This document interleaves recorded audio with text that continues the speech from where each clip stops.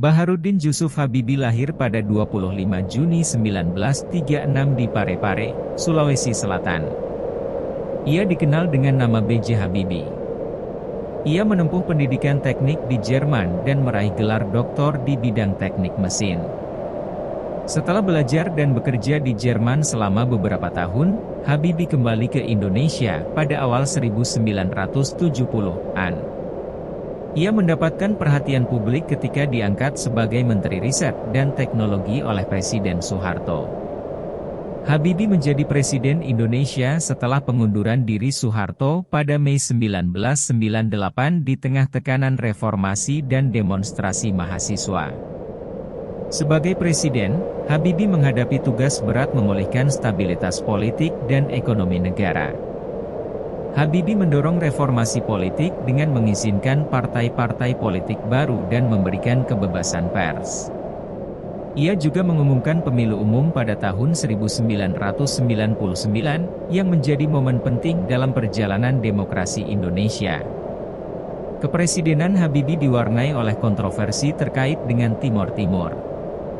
Pada tahun 1999, ia mengumumkan bahwa rakyat Timor Timur dapat memilih antara otonomi khusus di bawah kedaulatan Indonesia atau kemerdekaan. Hasilnya menunjukkan dukungan yang besar untuk kemerdekaan, dan Timor Timur memisahkan diri dari Indonesia. Habibie menghadapi tekanan politik dan kritik terkait kinerjanya, terutama terkait dengan kontroversi Timor Timur. Pada Oktober 1999, ia mengumumkan bahwa ia tidak akan mencalonkan diri dalam pemilihan presiden dan secara resmi mengundurkan diri dari jabatan presiden pada tanggal 20 Oktober 1999. Setelah pengunduran dirinya, B.J. Habibie terus berkontribusi pada berbagai bidang, terutama dalam pengembangan teknologi dan pendidikan. Beliau meninggal dunia pada 11 September 2019. Meskipun masa kepemimpinannya singkat, Habibie memberikan kontribusi penting terhadap perubahan politik dan demokrasi di Indonesia. Setelah mundur dari jabatan presiden, B.J. Habibie melanjutkan keterlibatannya dalam pembangunan teknologi dan pendidikan. Beliau mendirikan Yayasan Habibie untuk Pembangunan Manusia, sebuah lembaga yang fokus pada pengembangan sumber daya manusia dan inovasi teknologi.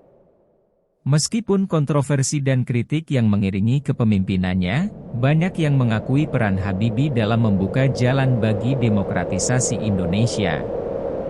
Dia dianggap sebagai tokoh yang membawa perubahan signifikan pada masa transisi menuju era demokrasi setelah era otoriter Orde Baru. Penilaian terhadap kepemimpinan B.J. Habibie tetap subjektif. Meskipun banyak yang menghargai upayanya dalam membawa perubahan, terutama dalam memulai langkah-langkah demokratisasi, tetapi ada pula kritik terkait kebijakan-kebijakan kontroversialnya selama masa pemerintahannya. B.J. Habibie tetap menjadi tokoh penting dalam sejarah Indonesia sebagai presiden yang memimpin dalam periode transisi yang sangat penting. Perubahan yang dia bawa menjadi bagian integral dari perjalanan menuju sistem demokratis di negara ini.